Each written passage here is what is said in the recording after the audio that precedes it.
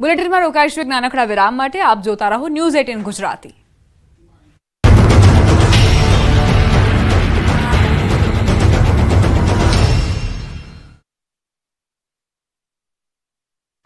દક્ષિણ ગુજરાતની 5 પાલિકામાં ચૂંટણી।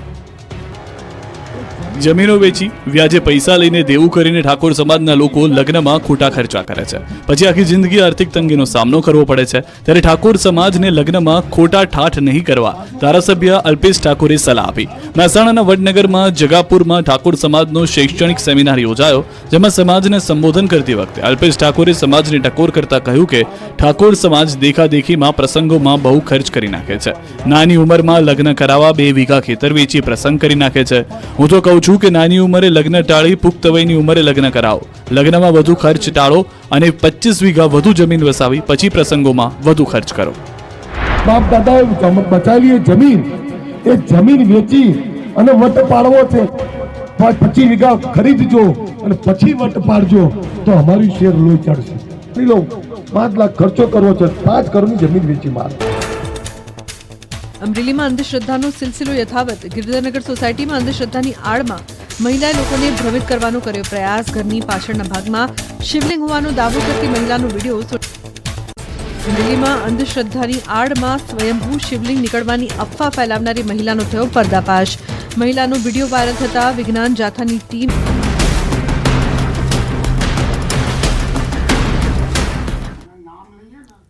Welcome back. ચાઇનીઝ લસણ ખાતા પહેલા ચેતજો। ચાઇનીઝ લસણ ખાવાથી થઈ શકે છે અનેક બીમારીઓ।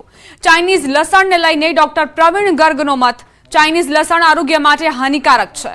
લસણમાં મિથાઇલ બ્રોમાઇડ નામના ઝેરી તત્વો, હેવી મેટલ, પેટમાં અલ્સર, પેટમાં દુખાવો થઈ શકે છે, શ્વાસની તકલીફ, ઉલટી, ગભરામણ થવાની શક્યતા રહે છે। લસણનો વધુ પડતો ઉપયોગ કરવાથી કેન્સરની પણ શક્યતા રહે છે। આ ઇન્ફેક્ટેડ ચાઇનીઝ લસણના ઉપયોગથી એ બોડીના દરેક ઓર્ગન ઉપર ડેમેજ કરી શકે છે। પહેલા શોર્ટ ટર્મ એટલે તાત્કાલિક આવી રીતના લસણને લેવાથી માણસને એક્યુટ વેઝોવેગલ રિએક્શન એટલે માણસ બેભાન થઈ શકે છે, ચક્કર આવવાનું, ગભરામણ થવાનું, પરસ્યુ થવાનું, નોઝિયા, વોમિટિંગ, ઝાડા, સ્કિન ઉપર એલર્જીક રિએક્શન, શ્વાસ લેવામાં તકલીફ, હાર્ટ ઉપર અસર, પલ્સ અને બ્લડ પ્રેશરમાં ફ્લક્ચ્યુએશન આવી રીતની સિમ્ટમ્સ જોવામાં મળે છે। અને પરસિસ્ટન્ટ જે હેવી મેટલ્સથી યુક્ત આ લસણનો ઉપયોગ કરો તો એ બોડીના દરેક ઓર્ગન ઉપર ડેમેજ કરે છે।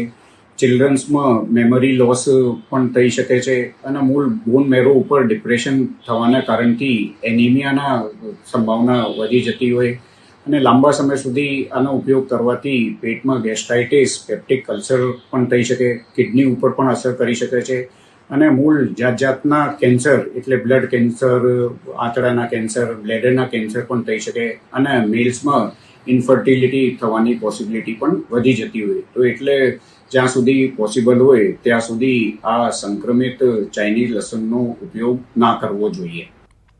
ચાઇનીઝ લસણને લઈ વેપારીઓમાં ફફડાટ ફેલાયો છે। ત્યારે અમદાવાદમાં ખેતીવાડી ઉત્પન્ન બજાર સમિતિમાં સામાન્ય સ્થિતિ જોવા મળી। એપીએમસીમાં હરાજી બંધ થવાની કોઈ ભીતિ નથી।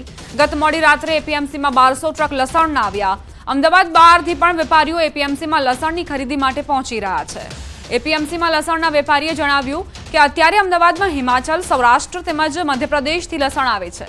ચાઇનીઝ લસણ મોટું હોય છે, તેમાં કોઈ ટેસ્ટ હોતો નથી। ચાઇનીઝ લસણની ગુણવત્તા નબળી હોય છે।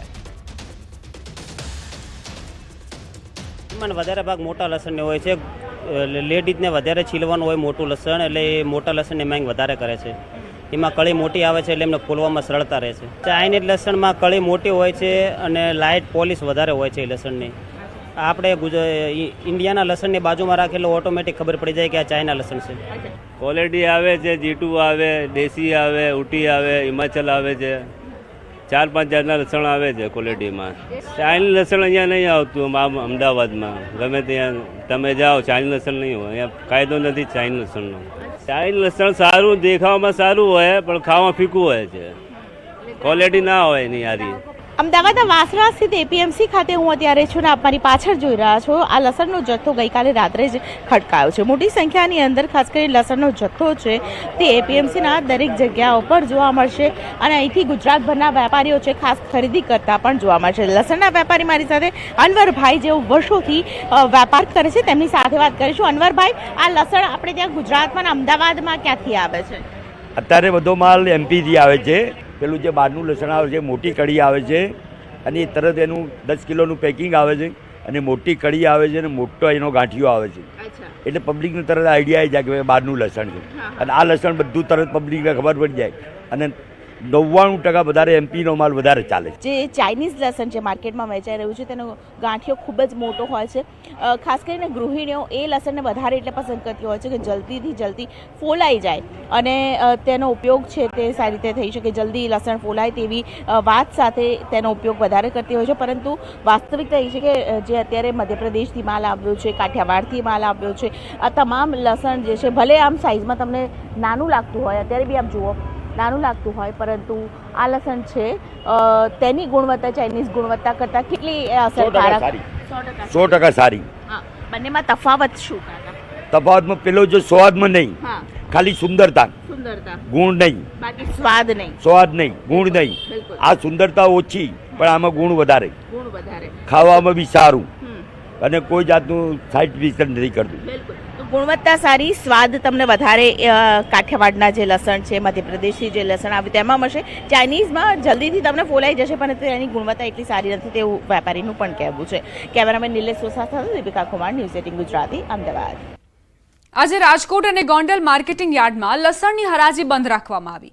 ગોંડલ માર્કેટિંગ યાર્ડમાં વેપારી એસોસિએશન દ્વારા પ્રતિબંધિત ચાઇનીઝ લસણની આવક સામે વિરોધ નોંધાવાયો. ચાઇનીઝ લસણની ઘૂસણખોરીને લઈને વેપારીઓ અને ખેડૂતો દ્વારા વિરોધ સ્વરૂપે આજે લસણની હરાજી બંધ રખાઈ. અત્યારે જે આપણે ભારત દેશમાં ચાઇનાનું લસણ જે ગેરકાયદેસર રીતે ઘુસાડવામાં આવી અને કાળો કારોબાર કરવામાં આવે છે તેના વિરોધમાં સમગ્ર ભારત વર્ષના માર્કેટ યાર્ડમાં એના હડતાલ રૂપે, એનું પ્રતિકાર રૂપે અમે જ્યારે હડતાલ જાહેર કરવામાં આવી હોય તો અમે એમાં ટેકો જાહેર કરીએ છીએ. અમે બધા એકઠા થયા છીએ ચાઇના લસણના વિરોધમાં કે જે બિનકાયદેસર રીતે આ ભારતમાં પ્રવેશ કર્યો છે અને કન્ટેનરોના કન્ટેનરો અહીંયા ભારતના માર્કેટમાં ઠલવાય છે, જેને લીધે આપણા ભારત દેશના તમામ ખેડૂતોને જે દિવસ રાત મહેનત કરે છે એને નુકસાન થાય છે. ચાઇના લસણ અમને આ પોષણ ભાવમાં અત્યારે બહુ જ નડે એમ છે. આ 4-5 વર્ષે એકાદી વાર અમારે ભાવ સારા મળે તો એમાં થોડાક નીચા બજાર જાય તો અમને બહુ મોટી નુકસાન થાય એમ છે, એટલે અમે આમાં જોડાણા છીએ. સુરતમાં ગણેશ પંડાલમાં પથ્થરમારાની ઘટના બાદ સમગ્ર રાજ્યની પોલીસ એલર્ટ મોડ પર આવી ગઈ છે. ત્યારે મોરબીમાં પણ ઠેર ઠેર ગણેશ ઉત્સવનું આયોજન કરાયું છે. આ ઉત્સવમાં અનિચ્છનીય બનાવ ન બને તે માટે કમર કસી લીધી છે. મોરબી પોલીસની તો ખૂબ સપોર્ટિવ છે. મોરબી પોલીસ અમને બંદોબસ્ત પણ સારો એવો આપે છે. ફાયર સેફટી હોય કે ટ્રાફિક રૂલ્સ હોય, અમે એનું સારી રીતે જે લોકો પોલીસ કર્મીઓ અમને કહે છે એવી જ રીતે અમે કરી છે, જે કારણે મોરબીની જનતાને કાંઈ પણ પ્રોબ્લેમ્સ ના આવે, મોટો ટ્રાફિક ના થાય, કાંઈ ઘટના ના સર્જાય. તો એવી એક્શન મોરબી પોલીસની પણ સારી છે અને અમે સિદ્ધિવિનાયક ગ્રુપ પણ આનું ધ્યાન રાખી છે. હું અગર કહેવા માંગુ તો એ વસ્તુ થવી ના જોઈએ. એનું કારણ છે કે હવે બાપા એવું નથી કે આપણા છે, બાપા બધાના છે. ભગવાન હરેક અલગ અલગ રૂપમાં હોય છે, ખાલી ધર્મ છે એ અલગ અલગ રીતે મનાવે છે, બાકી ભગવાન તો એક જ છે. તો આ વસ્તુ અગર ના થાય, આગળ ફેલાય નહીં તો સારું છે. તો આ તરફ જૂનાગઢ પોલીસ પણ એક્શનમાં આવી છે. જૂનાગઢમાં ગણેશ ઉત્સવને લઈ ચુસ્ત પોલીસ બંદોબસ્ત ગોઠવી દેવાયો છે. ડીવાયએસપી સહિત પોલીસ અધિકારીઓએ ગણેશ પંડાલના આયોજકો સાથે રૂબરૂ મુલાકાત કરી. આવી દુષ્ટ પ્રવૃત્તિ, દુષ્ટ માનસિકતા સાબિત કરીને એક ખૂબ જ વખોડવાજનક કૃત્ય જે છે એ જેણે પણ કર્યું હોય એની યારે કોઈ સમાજ, કોઈ ધર્મ, કોઈ સંપ્રદાયને લેવા દેવા નથી, પરંતુ આ જે કર્યું છે ખૂબ ખરાબ છે. ભવિષ્યમાં આવું કોઈ પણ કૃત્ય ન થાય તે ઈચ્છનીય છે. અને બીજું કે સરકારશ્રી દ્વારા તેમાં ત્વરિત પગલાં લેવામાં આવ્યા છે, તે પણ આવકારદાયક છે. સુરતમાં જો ઘટના બની અમને બહુ દુઃખ થયું છે ને એમાં જો કોઈ બી લુખા તત્વો હોય એને મોટામાં મોટી સજા મળે એવી અમને આનંદ થાય કે કોઈ બી ક્યાંય ઠેકાણે બી આવા લુખા તત્વો ક્યાંય બી હોય તો પોલીસ ખાતાને ફોન કરીને તાત્કાલિક પકડાવો. અમારે સુકણા ચોકમાં જૂનાગઢમાં અમન તમને શાંતિ જોઈ. અમારે કાયમ શાંતિ અને એકતાથી બધું રહ્યું છે અને કોઈથી કોઈ બનાવ બનેલ નથી. વન ટ્રી પ્રોજેક્ટ સાથે જોડાયા છે પર્યાવરણવિદ પ્રસિદ્ધિ વન ફાઉન્ડેશનના સ્થાપક 11 વર્ષીય પ્રસિદ્ધિ સિંઘ.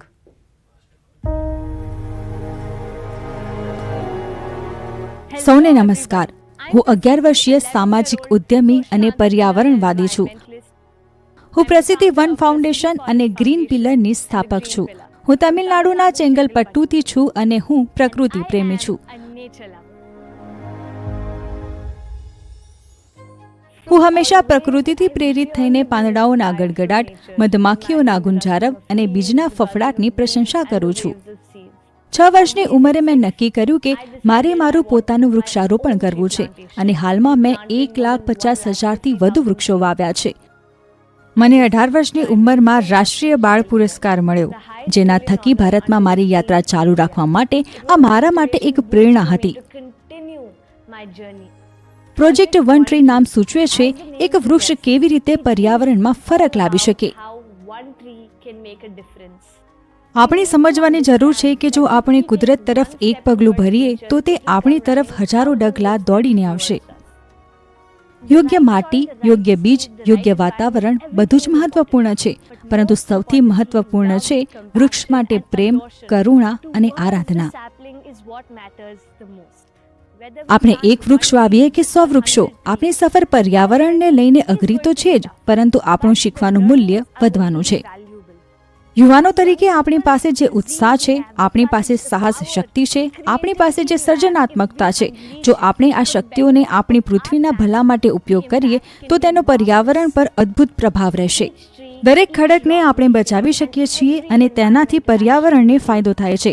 પ્રોજેક્ટ વન ટ્રી ભારતના સમુદાયને પુનર્જીવિત કરવામાં ચોક્કસપણે સારી ભૂમિકા ભજવશે.